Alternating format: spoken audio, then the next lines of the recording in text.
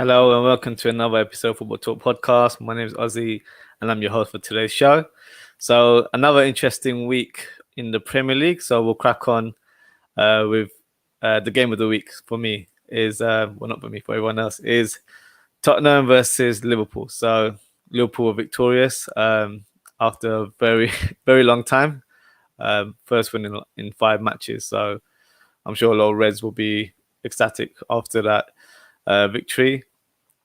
Before the game, when the formations was announced, I was quite surprised with Mourinho's setup and tactics, as it was obviously Mourinho is quite known to be a defensive manager and present a more compact team sheet. But to play a back five against a Liverpool team that hasn't been in form was a bit of a strange decision, if I'm honest with you. I think maybe because of the last game that Liverpool played in the FA Cup, where Liverpool scored 2 goals with Mo Salah scoring a brace. He may have thought that Liverpool are slowly getting back into form and the attack are playing with more cohesion as well. So maybe he thought that playing a back five would sort of stop that attack from the first half, as normally Liverpool like to start attacking straight away. So for me, a bit bizarre in terms of the tactics. And if I'm honest with you, it played to Liverpool's hands. It could have gone pear-shaped when Son scored in the first half. Had that goal have been onside, it was a right decision, firstly. But secondly, if Tottenham had scored first, it would have been a different scope of a game in general. So for us, as in for Liverpool fans, fantastic performance from the team. The front three are playing back to normal. I wouldn't say back to their best, back to normal, I would say. The first goal was a simple tap-in for Firmino, but great play by Mane, who was, for me, one of the top performers during the game. And he had a shot as well, which was saved by the goalkeeper, but Trent, coming from a deeper position, great follow-up and scored the goal. Trent was fantastic throughout that game, massively improved than he has been in the last few weeks. So quite impressed with the way he played. The Tottenham's goal was literally happened 2 minutes straight after. For me, was goal of the week. Fantastic hit by Højbjerg, who's been for me one of the standout performers for Tottenham this season.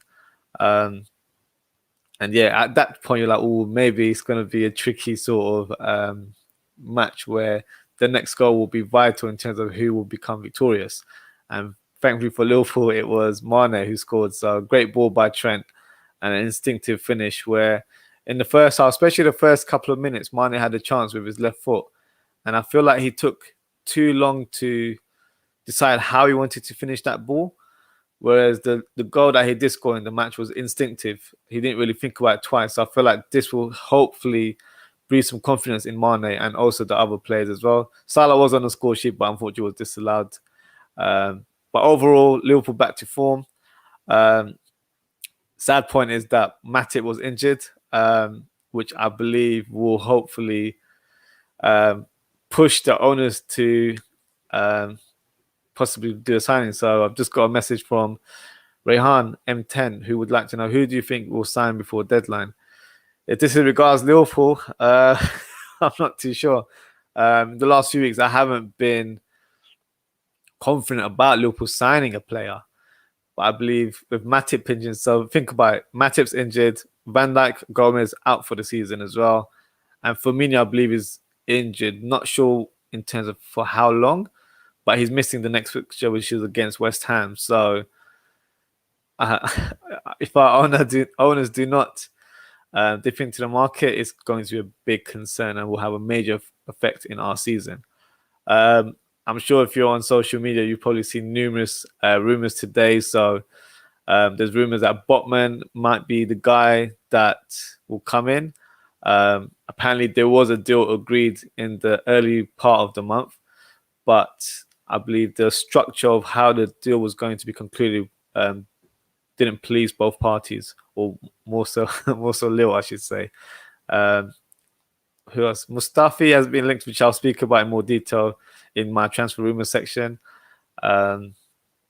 Another player that I'm not familiar with is Aaron Long, who plays in the MLS, linked to a loan move as well. So I'm sure with 2-3 days left to go until the end of the transfer deadline, we will see a lot of news sort of popping around. So yeah, just stay tuned as to how that goes, because I'm really hoping we do sign a centre back. In fact, I believe we should sign two. If we sign one, for me, it's not enough. But if it was Botman, for example, then I feel like that's a good quality cover to have.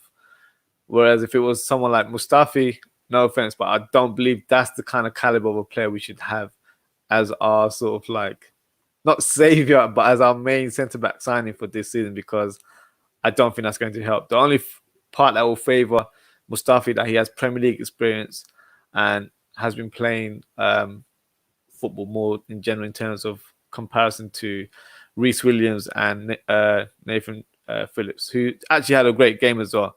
But yeah, we'll see how that pans out.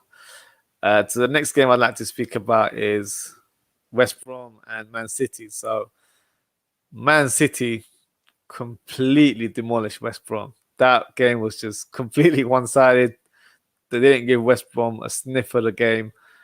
Gundogan, who's for me one of the star performers of Man City this season, phenomenal form. Didn't score once, scored twice, and is playing a great part in terms of Man City's season right now, where they've got Kevin De Bruyne out for, I believe, the next month, and he's the guy right now where he's being the playmaker, but also getting in the goals as well. So for me, his role in the team is very important right now.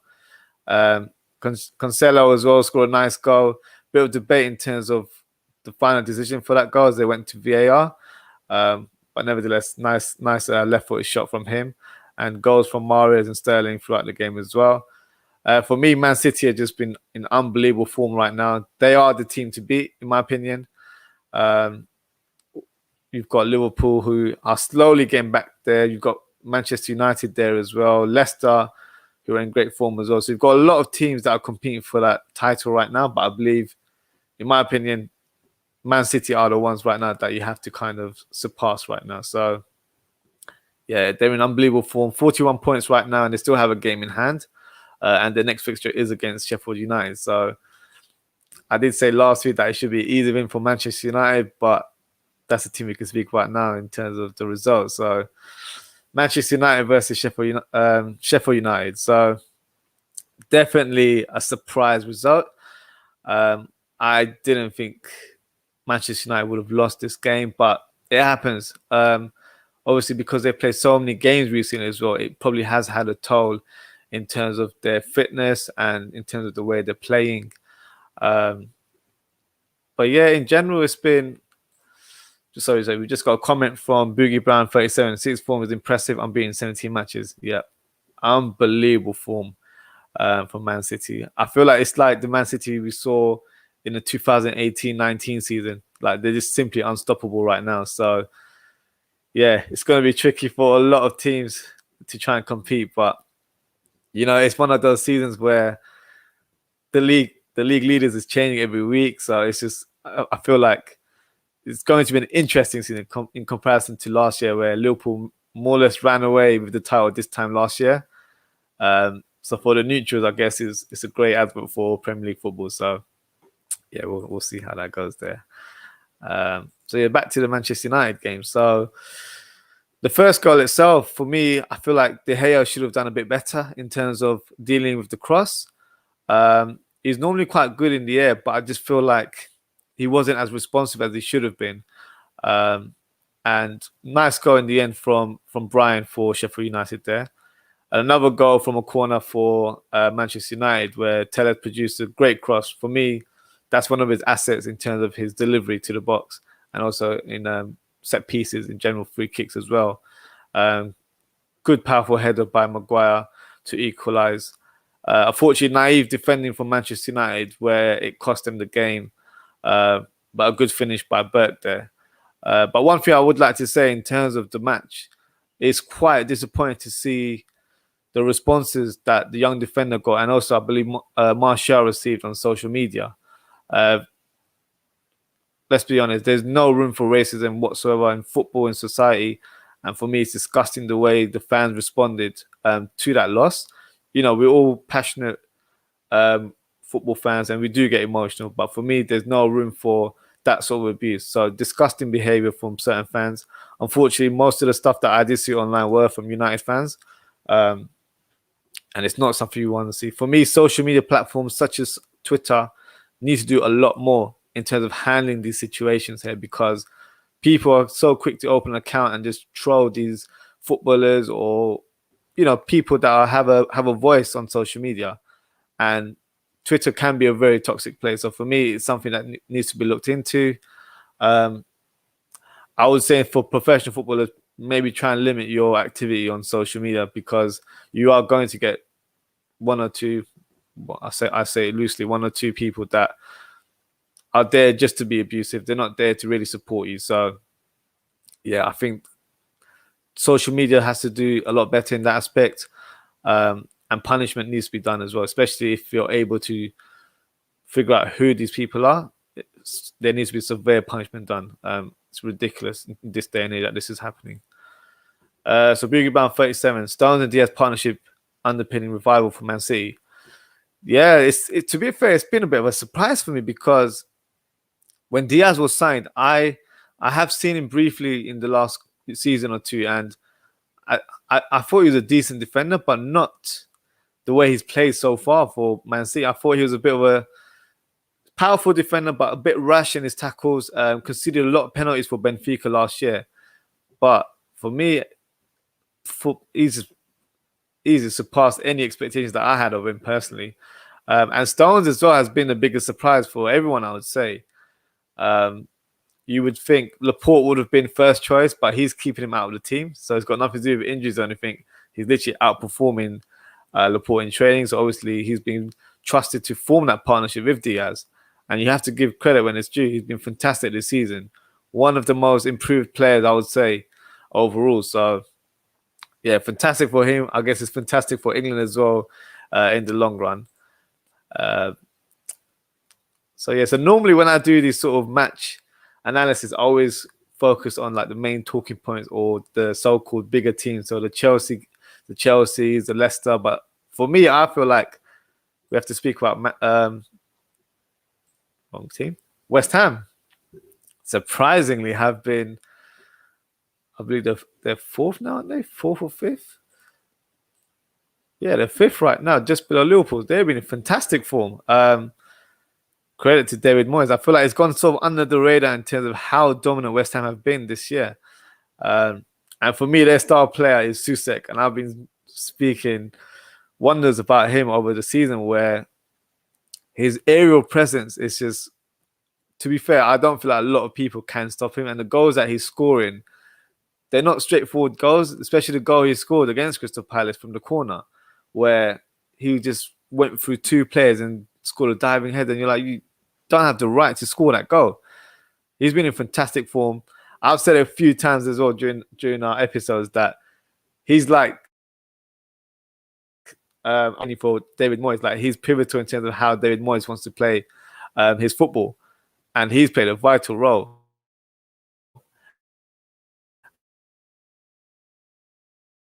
And turning back on his team stretched and scoring lots of goals as well. So Boogie Brown seems to agree with me as well. West Ham, very impressive. Soucek, what a signing. And it's not even just from this season, it's from last season as well, where just after restart, I feel like he was the one that was getting the goals for West Ham and more or less helped them stay up in the Premier League, because at that time they were I believe they were 17th at the time. So they were towards the bottom of the halves of the Premier League. So yeah, he's been a fantastic signing for them. And I believe they've also just got Ben Rama on a permanent deal. So he hasn't played too many games this year, but for me, he's a great talent. So good to see West Ham doing some good business there. So next, I'd like to showcase my team of the week. So there won't be too many surprises here, I don't think. So in goal, I've actually gone for Rui Patricio of Wolves. So he had to make a lot of saves. It wasn't the most entertaining of matches, but I feel like he definitely helped Wolves keep a clean sheet throughout the game. And he's been one of their more solid and consistent performers this season. So that's why I've got him in the team there. Cresswell, for me, has been fantastic for West Ham this year and had a great game against Palace as well with an assist. For me, is the creative source of that team and plays a great role in terms of attacking, but defensively, he's very solid as well. So fully deserves to be in my team of the week there. Diaz as well, the rock of Man City right now. Just simply unbreakable, and for me showed great performance against West Brom there. And then I've got Trent Alexander-Arnold as my right back there, or my right side of defence. It's hard to get fullbacks in my team of the week. I like to stick with my 3-4-3 formation here. A resurgence in form, as he hasn't played his best football in the last few weeks. So it's good to see him back to normality in terms of how he's playing. Rodriguez, for me, scored a fantastic goal. Really, really good. And Susek scored 2 goals. Fantastic again. Gundogan, for me, you can't keep him out of the team. If you play fantasy football, you need to add him to your team as well. It doesn't cost too much. And he's getting goals on a weekly basis. So definitely needs to be in there. Saka, another great performance from him. A goal and an assist for him. For me, it's just fantastic to see Arsenal giving these youngsters a chance as well. And Saka, for me, is top of the pile there and so consistent and so effective for the Arsenal team there. Mane, back to see him in form as well with an assist and a goal. Definitely very pivotal in terms of how he played and how the outcome was for Liverpool during the fixture. Lacazette being fantastic in terms of his recent form. Leading the line again in the absence of Aubameyang. So not letting the Arsenal fans down in terms of his performances. So he definitely deserves some credit there. And Rafinha, for me, has been a fantastic signing for Leeds United in particular. Adds that flair to that right-hand side of the team, but gets amazing goals as well. Has a nice left foot, can score all types of curlers. And he scored one and he assisted one over the weekend as well. So, yeah, very, very impressive there. So I've got a comment saying no Cancelo from Umair13. To be fair, it was between Alexander-Arnold and Cancelo, but for me, I just had to give it to Alexander-Arnold, and he scored and got an assist. But yeah, it was a tough choice, nonetheless. So yeah, it was nothing to do with any biasness there. It was literally a flip of a coin there. So quickly, I'd like to speak about some rumors. So I haven't really seen any rumors for me that have really stood out. So I've just got a couple of rumors here. So Maitland-Niles to Southampton has been strongly linked today. I also believe there were some betting odds that were reduced. So it sort of proves that there is some sort of truth or likelihood that he will be signing for Southampton. For me, this would be a great signing for Southampton, where he can play on the right-hand side of defense, can play right mid, and can play on the other side as well. So he'll be a fantastic player to their season right now, where they're trying to challenge for the title. So I believe, me personally, I believe this will happen. I know time is running out, but I feel like it would be good for his career to get some game time as well. And I'm sure he'd like to challenge for a place in the England squad over the summer. So for me, I think the thumbs up. It will favour himself and Southampton and probably Arsenal as well, where he may return back to the club a better player with more experience. So yeah, I would say definitely look out for this rumor. I feel like there is some sort of concrete evidence in it. So we've got another one in Mustafi and Liverpool. So I spoke about this earlier in the show. Yeah, if we didn't have an injury crisis, I would have probably not even spoken about this on the show, to be honest with you. But desperate time for desperate measures, I guess. Would I take him? Yeah, I'd take him, but not with open arms or any sort of jubilance whatsoever. But I feel like we need two. So if we were to get Mustafi, if he was the only signing that walked through the door, I wouldn't be happy. But do I see if there's any truth in this? I have to say yes, because the way I feel like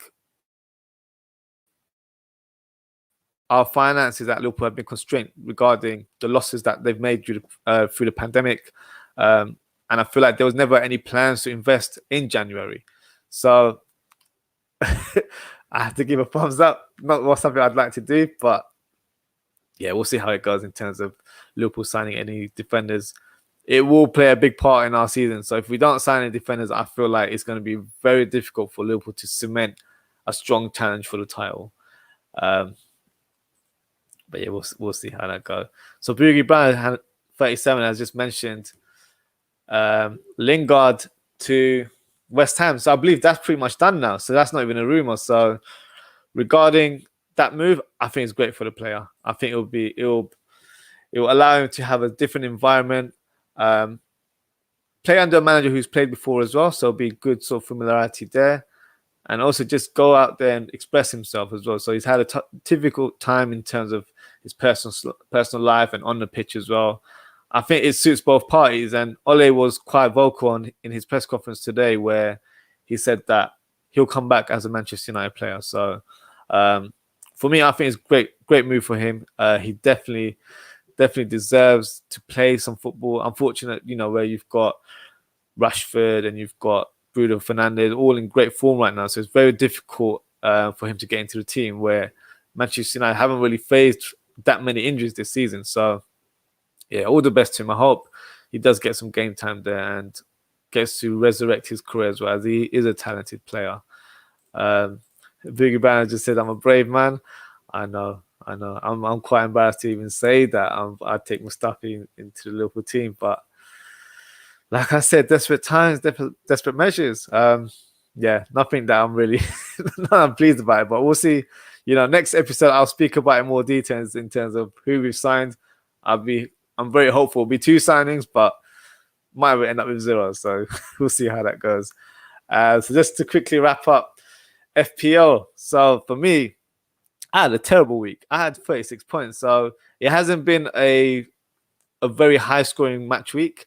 As I've noticed, the average was around 100, but in terms of our league, there wasn't that many high scores. So there was one gentleman in our league who got a score of 79 points. So Dekbal Dragnil with 79 points. So well done to him as well. I believe you've been manager of the week a few times now. So fantastic to see that. So well done. Let's see how you perform throughout the season now. So viewer calling. So we have had a few people just drop out now. So if you were online before, try to click on the link again and come back on. But I'm joined with a special guest who you might be familiar with, as I did a Q&A with him not so long ago. A big Manchester United fan, in Michael Brown. How's it going, Michael?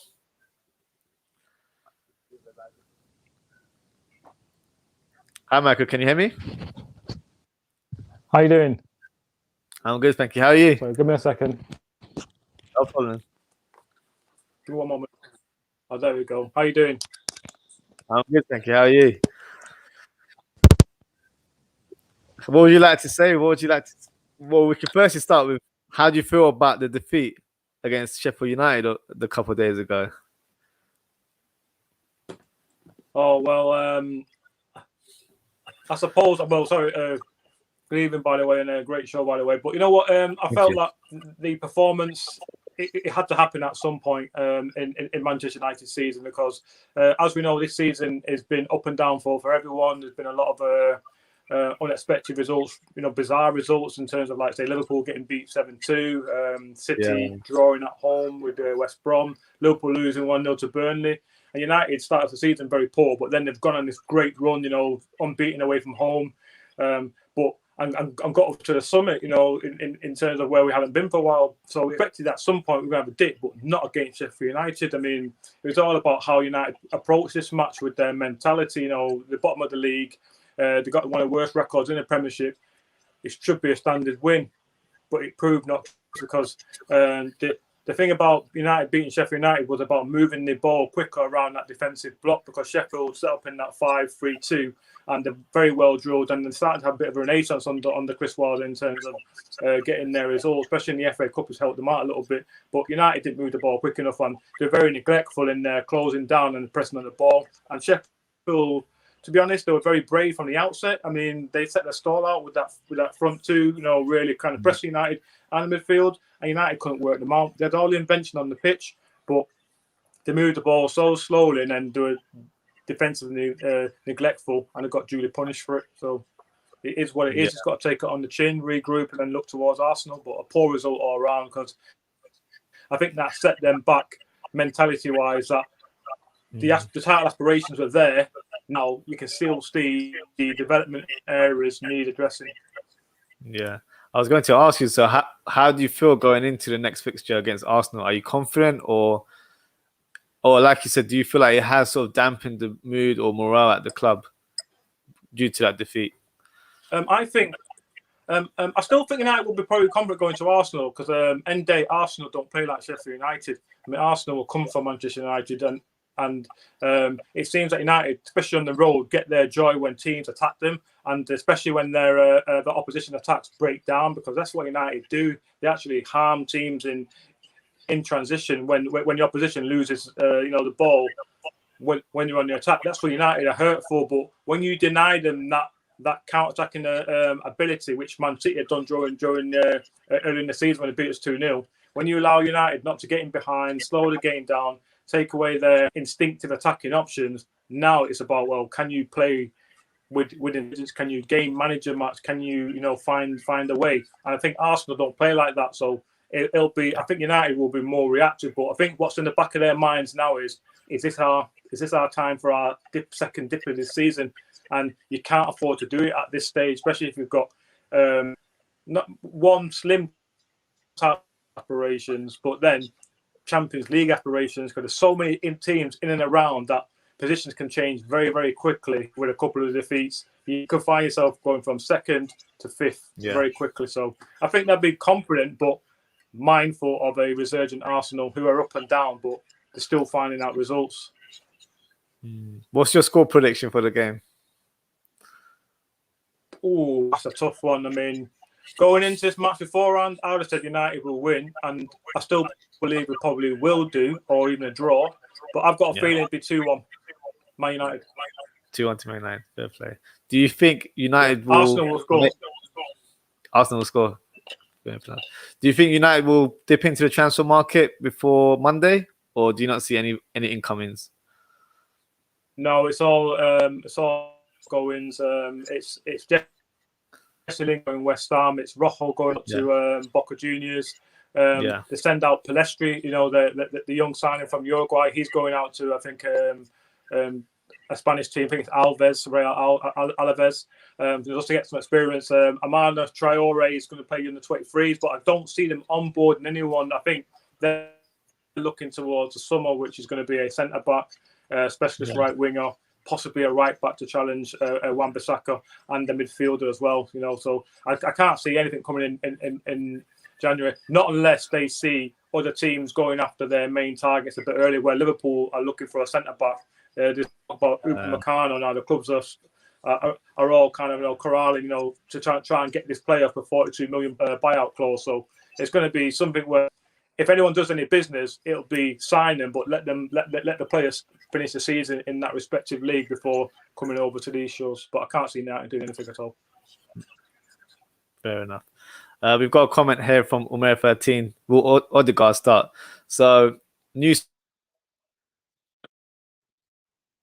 signing for Arsenal, do you think have an impact? With new signings coming in, they normally play quite well, especially against the bigger teams. Do you have any sort of fear regarding him making an appearance during that fixture? I think about him. He even mentioned him in his press conference. He's saying that hopefully he doesn't play well against us. But you see, with new signings, they always come in. They've got something to prove. It's a kind of like throwaway match for to a certain degree. So he'll be impactful, but I think it'll be a substitution appearance, really, not started. Yeah, me too. I don't think he'll start, but it's an interesting signing too. I think Arsenal have done some good business this window. Mustafi Monday for Liverpool has commented by Chris Paul that I really hope not. Um, like I said earlier on, like that's not the signing I want to see at my club. You're a brave man. If it was, I know if he was the only signing, I'd actually be quite disappointed. I'd rather play the kids if I'm honest with you. But at this stage, we But I need would rather experience in you the go back. for I would if I was Liverpool, I'll probably go for Ben White because Brighton or something like that. I think strong, tall, and the thing is, when Liverpool come calling, they don't come calling twice. So No, would he be able to resist the pull of Anfield? And you saw what Diego Jota did. He got off to Anfield and he's flying. And it's a shame that he's been injured. And I think he'll make you more stronger when he comes back in. But I think Ben White would be a very good signing if you're looking for someone to take us through the rest of the season. Mustafi's not the answer because if we're hemorrhaging goals, if your back line got no. If your keeper and your defender got no back line, got no confidence in who's there, then I think the rest of the team will start to suffer. And Liverpool's on a bit of resurgence at the moment. You don't want to jeopardise that with a signing who play. I don't think it's good enough for Liverpool. No, that's the thing with Mustafi. He's not consistent enough. Like regardless of him being a World Cup winner or anything like that, he's not consistent, and that's probably a reason why Arsenal are so quick to kind of get rid of him and then kick him out the door right now. So yeah, for me, Mustafi is not the answer. But at this stage, I believe Liverpool we've been linked with so many defenders, as you've probably seen online yourself today. So it'd be interesting to see who we sign. Ben White is an interesting one actually because he's been quite heavily scouted by Liverpool for the last couple of years. The question is more to the club itself, where I don't think they'd want to sell him right now mid-season as they want to try and cement their position in the Premier League. But I'd love to see Ben White at Liverpool. I think he's a fantastic defender, great ability on the ball as well, can really pass. I believe he's actually played midfield as well in the past, so definitely the type of player I'd like to see. We've got a comment here from Umer 13. Not gonna lie, Mustafi has got solid headers. Yeah, that's not enough for me. That's not enough for me. I don't care if he's got solid headers. No, but has he got pace? Has he got pace? Has he got pace? Because I think about Liverpool. Liverpool play such an expansive game that you're starting to see this season. Even Tottenham in the first couple of seconds that they can be caught in behind. United capitalised on that in the FA Cup. Tottenham did it yesterday as well when they did move the ball very well to repel that kind of penetration, and Liverpool have to start defending deeper, which will take away certain attacking elements. I think with Jordan in the back line alongside whoever, I think he just allows Robertson and Trent to go at the pitch because he's that intelligent enough to go and cover their spaces, which he's always done throughout the season. I don't think Mustafi will give you that. It's like, protect him, lads. And you don't need to be looking backwards, you need to be looking forward. Yeah, he would definitely struggle because we play with a high defensive line as well. He's a brave man, but yeah, I don't think he's the signing. For me, if he was to be signed, it would just be on the basis of having cover in case we have more injuries, because right now 3 senior centre-backs are out of the season and we've got Fabinho who's injured as well now. So desperate times right now for Liverpool. We've got Chris Paul who says that he wants Sven Botman. So Sven Botman, I've actually seen him a couple of times play this season for Lille. Obviously, when you get linked to a player, you do go onto YouTube just to see how they perform. He looks like a solid player as well. I'm hoping he is the guy that comes in and maybe like another loan signing with it. If it was my choice, if this was like fantasy football right now, I'd go for Sven Botman and Militao on loan from Real Madrid. I think that would be perfect cover for Liverpool right now and definitely help our season. But very, very good player. Very good player. For me, one of the quickest centre-backs around in Europe right now. Isn't playing a lot of games. I believe he plays recently, but that's due to Nacho Fernandez getting COVID, unfortunately. So he'd probably get more game time now. But yeah, it's a bit more wishful thinking right now in terms of how Liverpool do. But Michael, thank you for joining the call. Great insight regarding Man United as always. I'm sure we'll be speaking soon regarding the season. So thank you very much and hope to see you soon. Thank you. Pleasure. Take care. Cheers. Take care, Michael. Thank you. So that's Michael there. Do follow him as well. He's got his own United channel. I'll send some links on social media for you to follow him as well. So like we actually spoke about regarding the new match week 21. So Arsenal versus Manchester United. This is going to be, for me as a neutral, it's going to be an exciting game. Arsenal have been informed recently where they've been undefeated in the last 6, and Manchester United have been in great form as well, despite their loss against Sheffield United earlier on this week. It's such a tricky one. I was thinking more of a draw, but I might just give it to Arsenal. I just feel like they have that kind of sort of like their attack has been a bit more pivotal in terms of how they're playing. So I just feel like they might just nick it towards the end. Especially, I've been so impressed with Saka, so I feel like if I was to predict it, I'd predict Saka getting the winning goal there. I'm sure if that wasn't the case, I'll be getting trolled on social media regarding my prediction here. But that's part of being football fans, isn't it? So yeah, we'll see how that match goes. But that wraps us for today. So please don't forget to like, comment, and subscribe. We've got some comments coming in as well. So Chris Paul, you're not a neutral. We need United to drop points. I think I am neutral if I'm trying to speak for all the teams here. So I'm trying to say that I'd love for Liverpool to sign some defenders, but I can't just say Liverpool going to win the league. I have to be honest. We have to see what the table is saying right now. And for me, Liverpool haven't been in great form. Look at our performance over the last month. So obviously, if we were talking privately, I'd probably say, yeah, we need United to drop points. But, this is why I'm doing a podcast there, trying to be open and trying to have open discussions with different fans. So, yeah, it's not something I can just say that, yeah, we want United to lose. Otherwise, I might as well start a Liverpool channel there. So we've got Holgate MJ. Saka will run rings around the defense. Yeah, to be fair, he's been fantastic this season. Along with Smith Rowe as well, who's been a great sort of creative spark in that midfield where he can play deep in midfield as well, but still have such an effect on the game. Saka has been probably one of the best players this year. So, yeah, Boogie Brown 37, it could go either way. That's why I'm quite on the fence regarding the result because despite United's last defeat, they have been in great form as well. But I feel like Arsenal might just have a bit of extra quality right now, extra bite because of they've been in such great form in the last 6 games. But yeah, I'm sure it'll be an interesting one for both parties, but also for the neutrals as well. So we'll see how that goes. But yeah, so that wraps us for today. Thank you for tuning in, guys. We will be back, I believe, early next week. So do follow me on social media at OzzieFTP on Twitter and Ozzie.ftp on Instagram. Keep you posted regarding our next show. We'll do a viewer call in again next month.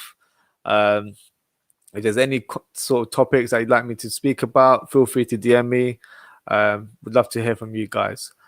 But yeah, so that wraps us for today. So thank you for listening, and I shall see you next week. Thank you.